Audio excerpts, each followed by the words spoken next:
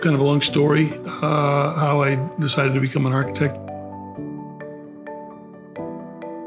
I enjoy math and science, but I also enjoy the arts, visual arts, music, etc.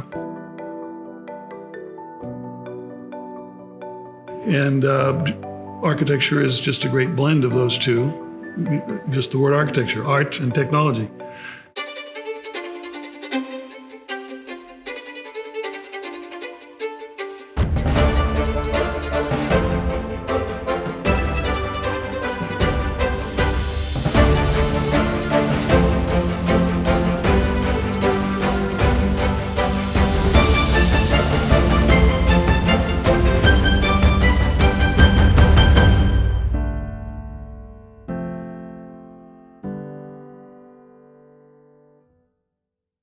1979 to 81, Jimmy Carter was president. Interest rates were 17 and 18%. Construction was pretty much nil, especially in the Northeast. So Florida was booming. And I had actually never been to Florida. And I had a few classmates that had moved down here. So that took me to Florida. I came here in 1981. And I'd always liked big cities. I grew up in or very near big cities, like I said, in New England. I almost took a job elsewhere in Florida, but I decided that it was very hard to argue with a Sarasota sunset. The appeal of living in a small city where there was less crime and less traffic was what brought me to Sarasota. When I first met George Merlin, I was immediately impressed with his innate ability to design new homes and redesign existing homes, which range in architectural style from British West Indies to coastal contemporary, and from Mediterranean revival to plantation style. And if that wasn't enough, when I learned that out of 450 homes that exist on the barrier island of Casey Key, which is on Florida's west coast, George has had his hand on drawings for over 110 of those residences. That's 25% of the homes. That's impressive.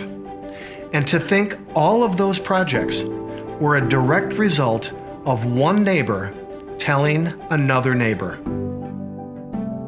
Well, there's a little less than 500 homes on Casey Key. It's a fairly small island. I've had a few projects that I've worked on 2 and even 3 times the same property for different clients as properties are bought and sold. Within the first year of starting my practice in '86, I had 2 clients that had seen a couple of homes that I had done elsewhere and wanted me to work on the Key. And I learned very quickly that there were some complicated building restrictions, building code, government restrictions. But I learned the ropes of what could be done, what couldn't be done. Prior to building this property, we had lived and acquired 4 or 5 homes on this Key. So when we first came to the Key in our first rehab project, we asked numerous sources. I wanted local knowledge. I wanted someone that knew the rules and regulations. So we were introduced to George, and we used him very happily on some rehabilitation projects before the construction of this home. First of all, I try and understand what our clients are after, their vision, etc. And what I try and do is bring our expertise to the table to help them accomplish their vision in a more complete way than they could do on their own. George is there for the client. If there's one thing I can think about George, it's he listens to what the client wants.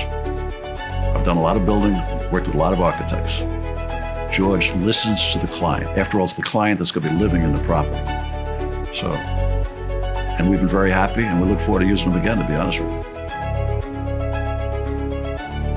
You know, my general approach to my work is not any fancy marketing scheme. It's just simply do good work and treat people fairly.